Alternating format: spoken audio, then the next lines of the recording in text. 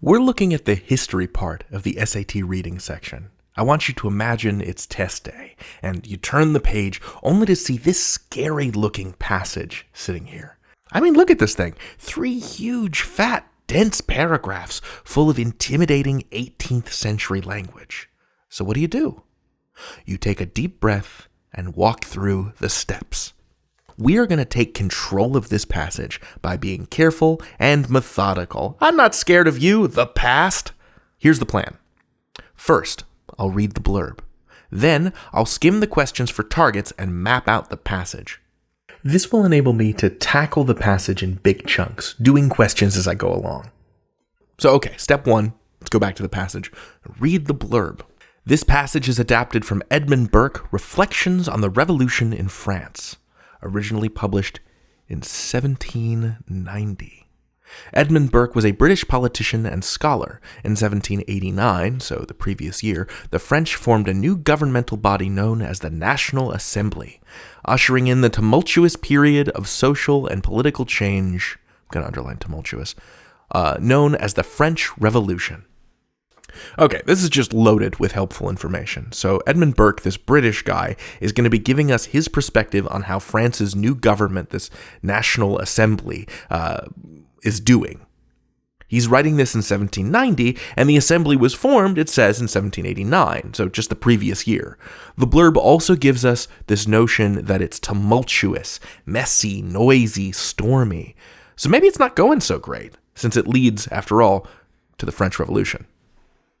Okay, the next step is to skim and survey the questions. So I'm going to see if there's anything to be gleaned from a super quick skim through the questions. I'm going to underline key words in those questions and mark things in the margins, making what we call a map of the passage. So watch as I go. I'm going to do this with an extremely light touch. Okay, first question, question 33. It can reasonably be inferred from the passage that Burke is upset with the National Assembly's decision to blank. So this question makes me think that I might be able to answer it by the time I'm halfway through the passage. I'm going to take a look at this one after maybe I read that first big fat paragraph, and I'm going to underline particularly upset. That will keep my brain on the lookout for strong words. Okay, next. Question 34 is asking for evidence for the previous question. Okay, so I'll come back to this later. Question 35, as used in line 17, I'm going to look for the word instruments, and then I'm going to move on. 15, 17, instruments. There we go. Moving on to question 36. Based on the passage, Burke believes that French leaders who would advocate moderate positions are blank. Here I'm going to underline the word moderate positions. I don't have the information to address this question right now, but I'm marking it here so that later, when I go through the passage, I'll be primed to look for this idea. But I'm wasting time. This is supposed to be speedy. Let's keep going. Question 37, as used in line 30, the word sober most nearly means blank. All right, so I'm going to look for line 30. There's 30. There's the word sober. Going to underline it. Move on to question 38. Burke's central claim in the last paragraph. So let's find that last paragraph and put a big old bracket around it. That was a long paragraph. All right.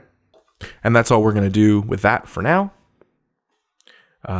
Question 39. Burke refers to the repair of a building in line 70 to 72. So let's go to that line call out. 70 to 72. There he is mentioning the building. And it wants to know what the purpose of that is. So I'm going to just write why in the margin. Why did he do it? What's the point he's making? And then question 40. In the passage, Burke displays the greatest respect for which of the following? Okay, got to read the whole passage to understand this one. And question 41 needs me to find support for question 40, the previous question. That's all I need to do in this step. Let's move on. Question 42, last question, has a line reference in lines 76 to 77, and let's underline those looking for the words gentlemen of France. 75, 76, the gentlemen of France. And we're done. If you do that skimming step right, it should take you less than a minute, and you're ready to dig into the passage. Remember, as you read, you're looking for big picture ideas. I'm looking for central claims, and I'm not going to worry too much about the supporting details right now. Okay, Ready? Let's do this. Now, I'm going to throw in a quick question step. If I head to the passage with a question, it can help my brain get interested in the answer. So I'm going to go back up to the top, and I'm going to ask myself, what does Edmund Burke, think of the NA, the National Assembly? Let's find out. This is going to be interesting. So now we're going to do step 3 from our strategy, which is tackle the passage in big chunks. Let's begin. First paragraph. To make a government requires no great prudence. Settle the seat of power, teach obedience, and the work is done. To give freedom is still more easy. It is not necessary to guide, it only requires to let go the rein. But, and I always underline words like but, to form a free government, that is, to temper together these opposite elements of liberty and restraint in one consistent work, requires much thought, deep reflection, a sagacious, powerful, and combining mind.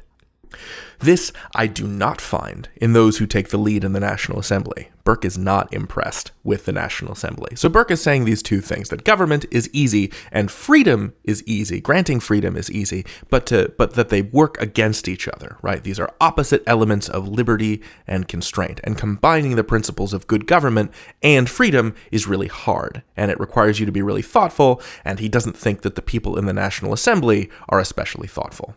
I'm going to put some minus signs here to show that Burke is not impressed. This is a negative impression of the National Assembly. Perhaps they are not so miserably deficient as they appear. I'm going to put another minus sign there. That's sort of a backhanded compliment. Maybe they're not so terrible. I rather believe it. It would put them below the common level of human understanding. But, and again I'm going to underline this but when the leaders choose to make themselves bidders at an auction of popularity, their talents in the construction of the state will be of no service. They will become flatterers instead of legislators. The instruments, and there's that word for a question later, the instruments, not the guides of the people. If any of them should happen to propose a scheme of liberty, soberly limited and defined with proper qualifications, he will be immediately outbid by his competitors, who will produce something more splendidly popular. All right, so Burke doesn't like things that are popular. Suspicions will be raised of his fidelity to his cause. Moderation will be stigmatized as the virtue of cowards, and compromise as the prudence of traitors. Until, in hopes of preserving the credit which may enable him to temper and moderate on some occasions, the popular leader is obliged to become active in propagating doctrines and establishing powers that will afterwards defeat any sober purpose at which he ultimately might have aimed. Dang. So Burke does not like the National Assembly. He's saying that the leaders of the National Assembly are instruments of the people, which Burke says is bad. Right? He describes this as an auction of popularity. He's saying that this kind of populism results in spectacle rather than sober, sensible ideas. He's saying that the National Assembly in France generates clickbait. So let's sum this up by saying Burke's view of the National Assembly is mob rule by clickbait. Because remember, he's saying any moderation or compromise will be seen as cowardice or treason. Yikes. Now listen, on test day, I'd stop here and try to answer all the questions relevant to this first paragraph. That's questions 33 through 37. The information is fresh in my mind, and I could hop right in and go through those questions quickly. I'm going to keep pushing through now, though, and I'm going to break those questions into individual videos later on to showcase the skills and strategies needed to tackle them. All right, let's keep going with paragraph 2. But am I so unreasonable as to see nothing at all that deserves commendation in the indefatigable labors of this assembly? So Burke is saying, surely I should be able to say, one nice thing about the National Assembly, right? So I'm going to put a little plus sign with a question mark. I do not deny that among an infinite number of acts of violence and folly, some good may have been done. I'm going to put a little, kinda plus here. They who destroy everything certainly will remove some grievance. So I think what he's saying is, they may have thrown the baby out with the bathwater, but there might have been some bad stuff in that bathwater. I'll give them that. They who make everything new have a chance that they may establish something beneficial. To give them credit for what they have done in virtue of the authority they have usurped, or which can excuse them in the crimes by which that authority has been acquired, it must appear that the same things could not have been accomplished without producing such a revolution. So I think what Burke is saying here is that it's impossible to give them credit for the good accomplished by the revolution unless you believe that revolution was the only means by which they could have attained positive social change. Most assuredly they might. Some usages have been abolished on just grounds, but they were such that if they had stood as they were to all eternity, they would little detract from the happiness and prosperity of any state. The improvements of the National Assembly are superficial, their errors fundamental. So he's saying here that the ends didn't justify the means. Whatever superficial good they may have accomplished has been achieved unjustly. There is a central flaw. The error is fundamental. Now listen, Burke is using a high-flown style of language that was a lot more common 2 centuries ago. Longer sentences, flowery vocabulary, but one aspect of that language is that Burke tends to repeat himself a lot. He makes the same points multiple times throughout a paragraph. So even if you struggle with an individual sentence, the most important thing is to get the overall idea. So I'm going to put like a little question mark here, but then at the end, it's just all negative, right? I'm going to summarize this paragraph by writing, revolution not worth the cost. All right, final paragraph, paragraph 3. Whatever they are, I wish my countrymen rather to recommend to our neighbors the example of the British Constitution than to take models from them from the improvement of our own. All right, so that's really our topic sentence here. He's saying that France can learn from Britain rather than the other way around. And let's see why that is. Why does he think that's so? In the former, and here he's referring to the British Constitution, they have got an invaluable treasure. He's saying the British Constitution is an invaluable treasure. They are not, I think, without some causes of apprehension and complaint, and they here, I believe, refers to my countrymen, as in other people from Britain, are not without some causes of apprehension or complaint, but these they do not owe to their constitution, but to their own conduct. It's not the government's fault, it's how people are behaving that explains their unhappiness. I think our happy situation owing to our Constitution, but owing to the whole of it, and not to any part singly, owing in a great measure to what we have left standing in our several reviews and reformations, as well as to what we have altered or superadded. Our happy situation, he's saying Britain, is good. Our people will find employment enough for a truly patriotic, free, and independent spirit in guarding what they possess from violation. We'll be busy enough if we just try to maintain what we already have. He's saying he likes Britain the way it is.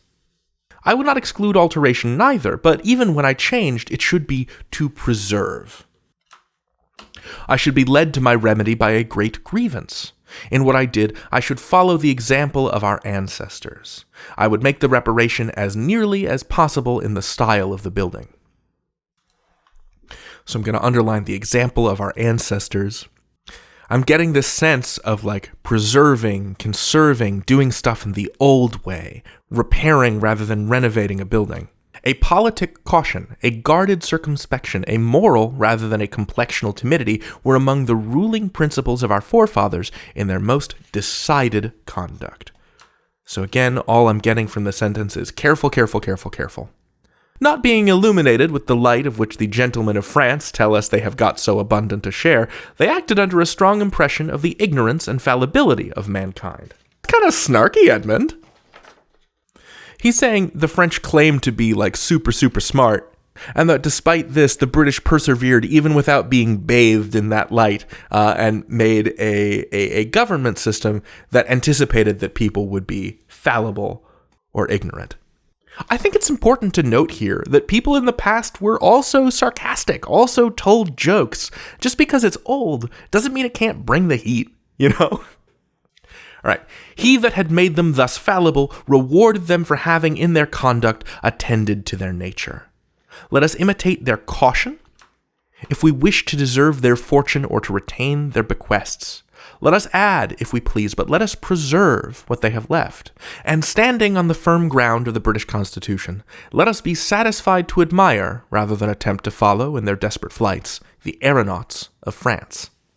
So I'm going to underline a couple things about this last sentence. So let us add, but let us also preserve. We are on firm ground with the British Constitution, and the French are like aeronauts, like balloonists or people attempting to fly. And remember, this is the 18th century, so there weren't planes. This final sentence really summarizes the main idea. It gets at the whole point of Burke's argument. The British Constitution makes the country stable, and while France is experimenting with new forms of government, he thinks it's better to sit on the sidelines and watch than imitate them, because it's sort of like watching somebody failing in slow motion. I'd like to summarize this last paragraph as, Britain is good the way it is. He's saying that cautious change in small steps should only happen when serious problems arise, and that France is heading off in a wild, unpredictable direction. Okay, so we finished the passage, and now I'm ready to head to the questions. Let's review my strategy. As you read, you should be looking for positives and negatives.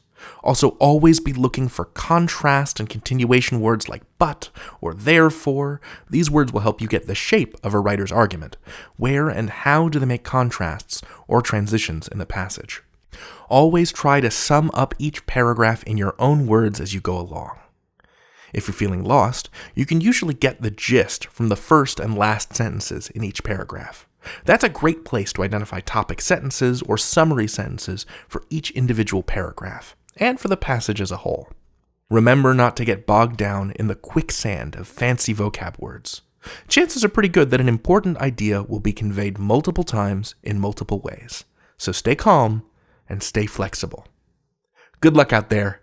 You've got this.